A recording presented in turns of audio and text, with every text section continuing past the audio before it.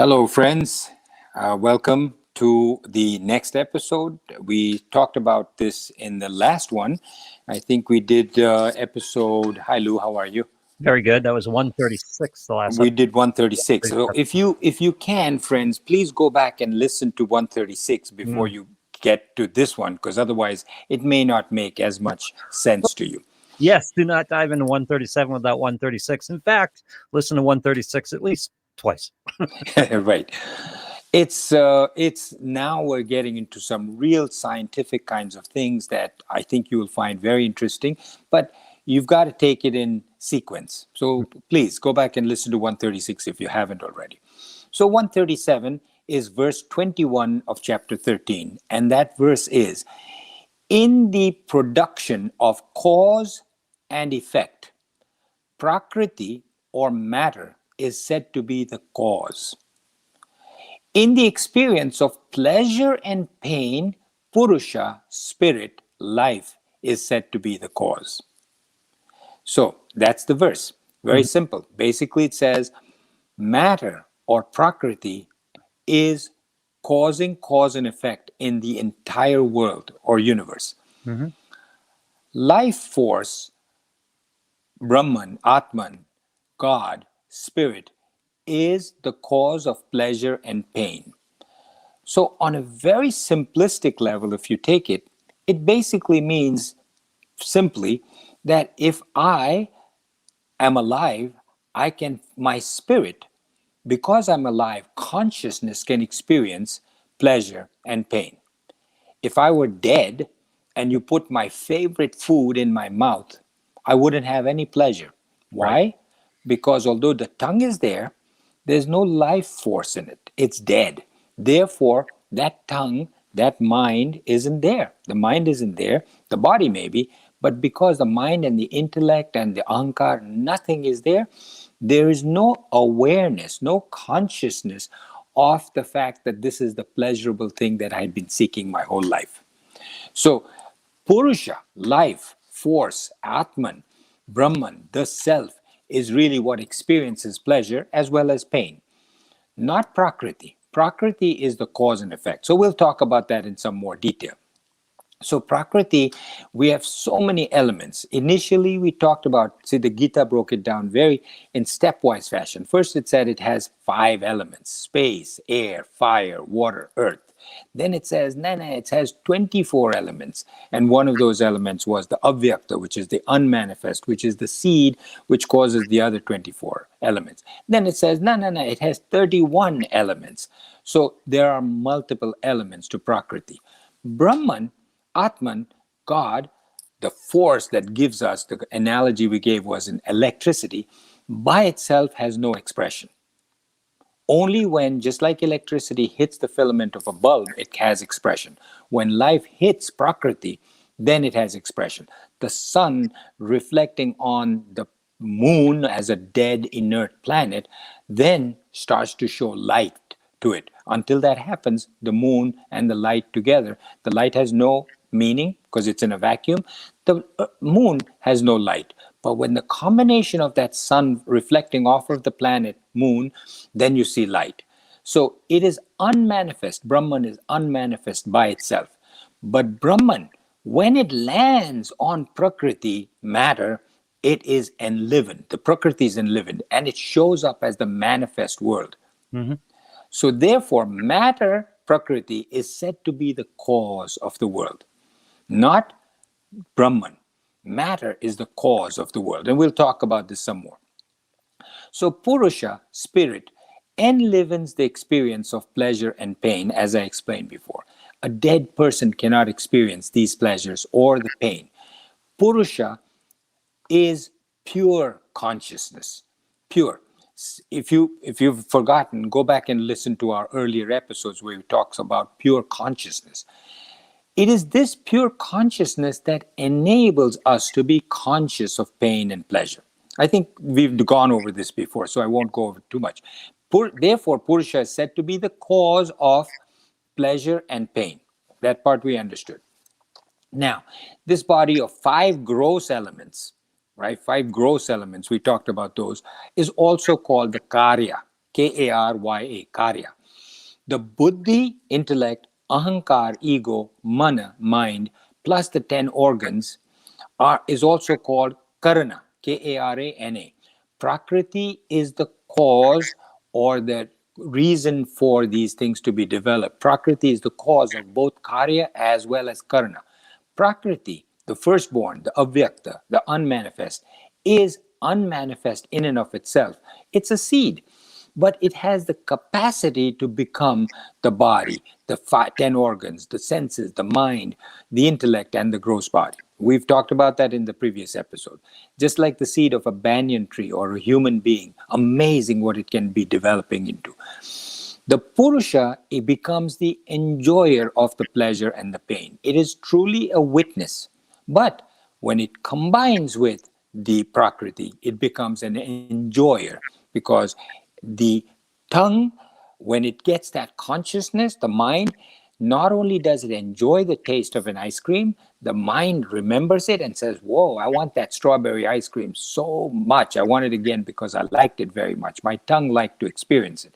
Yeah. Without that consciousness, you're in a coma, you're dead, you don't feel it, you don't know this pleasure of it. The Purusha becomes the enjoyer of the Sukha and the Dukkha, a sansari. And otherwise, truly, it is just a witness. So, like the sun alighting on the moon, we talked about that. Now, the problem is the sun, when it alights on the moon, it actually enjoys it as if it is its own nature. So the life, when it combines with the avyakta seed force, starts to believe that this is me, this jiva, you and I. When I look in the mirror, I look at my prakriti, my spirit, instead of me detaching from myself and saying, no, I'm the Purusha, I'm just a life force. I'm not this prakriti. No, I start to look at myself, I look at the prakriti, and I start to believe this is me. I look at them. The Purusha keeps enjoying the joys and pleasure given by the prakriti. And it is important for us to, at that point, recognize that I am not this body. I am not this mind. I'm not this intellect. I am Purusha. I am the spirit. And I'm not, without this Prakriti, I'm just pure Brahman. Now, in terms of cause and effect, Prakriti becomes the cause. God is the enlivener, Purusha. The Purusha seated in the Prakriti gives us the Jiva who experiences the pain and pleasure. So the rope, right? We've talked about, the scriptures talk about the rope in the twilight, in the evening. For those of you who may not have heard these earlier episodes, although we've gone about it many, many times. Yeah. In the evening, you're walking and you see what is really a rope in the bushes. And you look at it and you step back and you say, this is a snake. Right. You misperceive that rope as a snake. That part we've done before.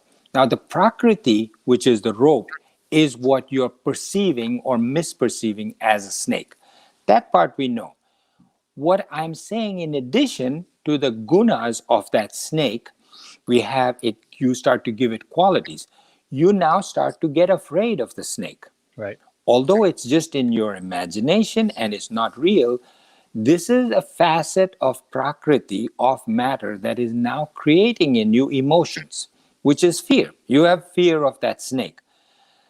The spirit has nothing to do with gunas. The gunas of the manifestation of that Prakriti come from Prakriti itself. The fear that you generate within yourself is coming from that snake. It appears to have the same quality as the snake, but the snake is imaginary because it's just a rope. But the fear that is there is also imaginary, that you have imprinted on yourself. These qualities are of the Prakriti, of the matter, not of Purusha.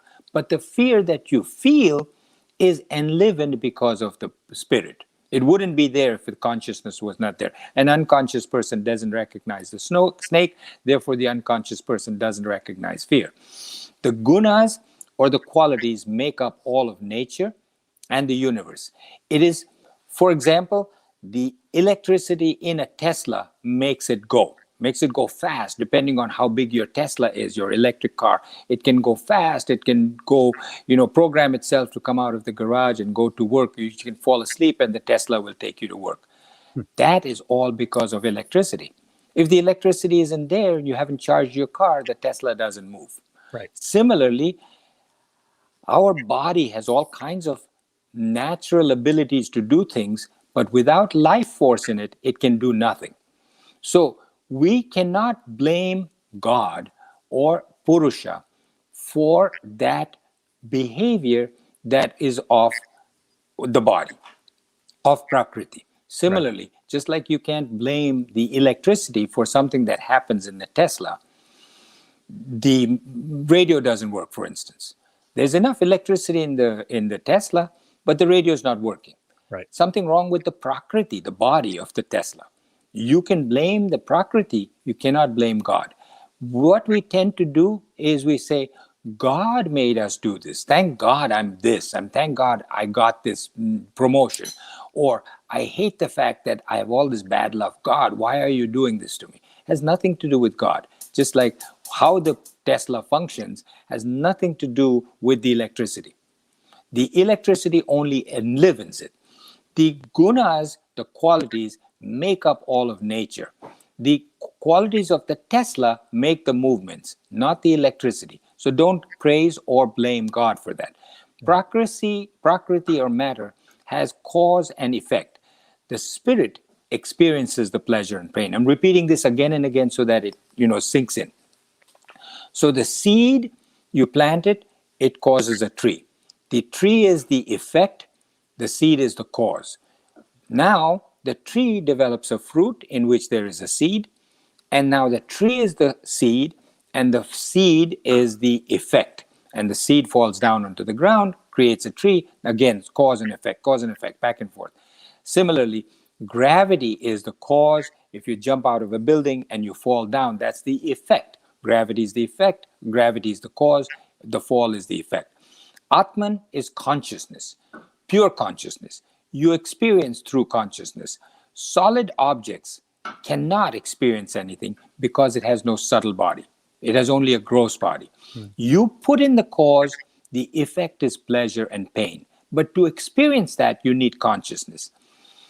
The Upanishads give the example of the sun. It says the sun gives life to human beings. And that human being can be a saint or he can be a demon, evil person. Yeah. You can't blame the sun for that. That is the individual characteristics of the Prakriti of the saint or the demon. The cause is because of your past actions. So now, a slightly different version of the same thing. Remember what your actions are. Whatever your actions are is going to cause the effect. Pain and pleasure is the effect as a result of your past actions. For instance, very spicy food, Indian food, for instance, very, very spicy from a part of India that's extremely spicy. Two people, Lewis, you like spicy food, Lou? Sometimes, yes. Yeah, okay. Let's imagine somebody who does not like spicy food. Yeah. Same spicy food between Mr. A and me in front of that person. Assume I like spicy food. I'm eating the spicy food. I love it. The person next to me says, I hate it. I can't stand it. Now, these were the dandwas that we talked about. Where does the cause and effect come from? Where is the action that caused that? From early childhood, I've been given spicy food, for instance, and I say, I love spicy food. Why? Because of my actions. That in the past, I ran towards spicy food. So when I now get spicy food, I like it.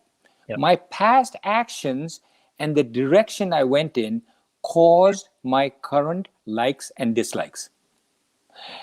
The guy who's sitting next to me, Mr. A, throughout his life ran away from anybody. He didn't develop a tolerance to the spicy food because he ran away from the spicy food. Anytime somebody gave him even the mildest bit of spice, he ran away from it. So now you put a spicy plate of spicy food in front of him, he says, I can't do this. I can't eat it. It's too spicy for me. So cause and effect. His previous actions of running away from the spicy food made him intolerant to spicy food. My previous actions of running towards spicy food made me... Sorry, the alarm is going off. Yeah. You put in a cause, the effect is pleasure and pain. Yeah. Dislikes are created by your past actions. So let's stop here because my fire alarm is going off and we will continue next time. Thank you so much, friends. Bye, Lou. Bye.